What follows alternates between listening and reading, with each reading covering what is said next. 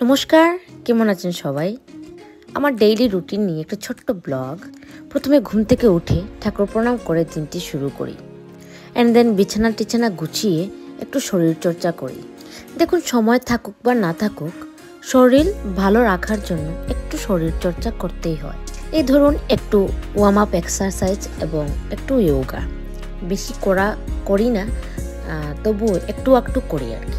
Actually আমি খুব একটা ফুডি মানুষ।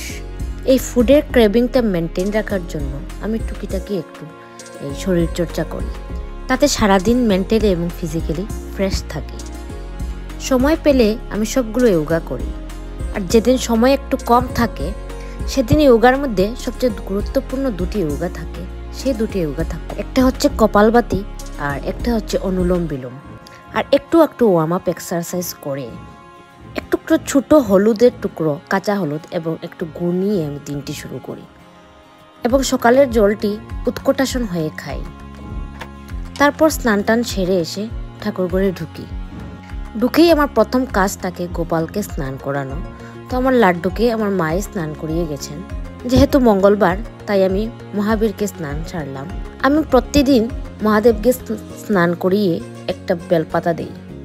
মহাদেবের স্নান টান সেরে ওনাকে অষ্টগন্ধা চন্দন দিয়ে অঙ্গরাজ করে ঠাকুরঘরের কাজ শেষ করে আমি রান্নাঘরে ঢুকি। তো কি রান্না করব তা আমি আর আমার হেল্পার আমরা দুজন মিলে সবজি টবজি কেটে রান্না বসিয়ে দিই। আমাদের ঘরে প্রত্যেক দিন ঠাকুরের অন্ন ভোগ লাগে। রান্না শেষে অন্ন ভোগ লাগালাম ঠাকুরকে। আজকে একটি অষ্টপ্রহর কীর্তন দেখতে যাব, তাই একটু তাড়াহুড়ো। গেলাম অষ্টপ্রহর কীর্তন দেখতে। গিয়ে দেখি কীর্তনিয়া এবং ভক্তরা মিলে ধামাইল দিচ্ছে। কি মনোরম দৃশ্য!